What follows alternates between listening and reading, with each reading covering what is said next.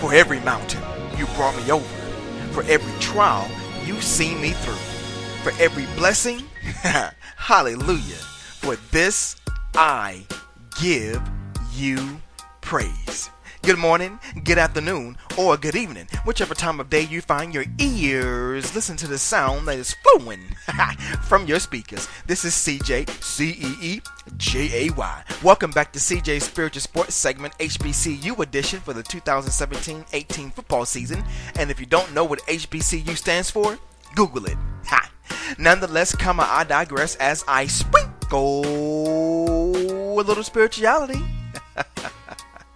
in your sports. It's your uncle, your next door neighbor looking out for you, and your shoulder when you need to lean. Without further delay, let's do this. Kicking off in the MEAC, as there are still plenty of non-conference games to go along with some lopsided wins as West Virginia manhandled Delaware State 59-16 as Will Greer tossed the rock for 304 yards and notched 3 TDs.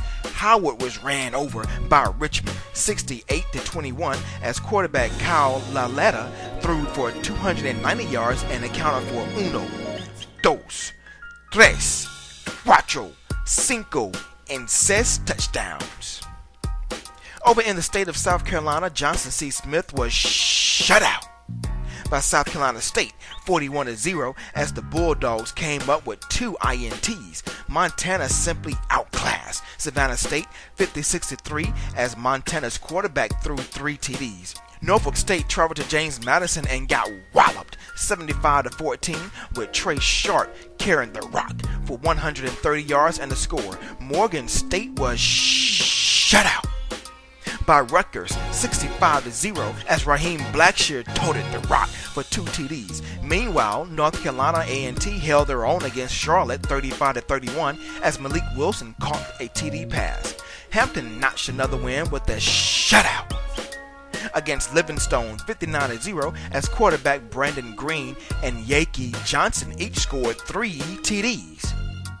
Over in the country musical capital of the world in Tennessee, Tennessee State got past FAMU 24-13 as Stephen Newbold had 117 receiving yards and a score. And finally, Bethune-Cookman was shut out by Florida Atlantic 45-0 as Gregory Howard Jr. carried the rock for 175 yards and a TD.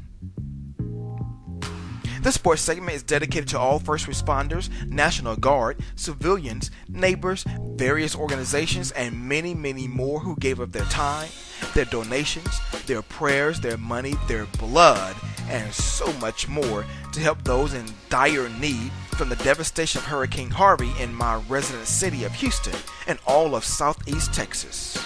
May God bless you all.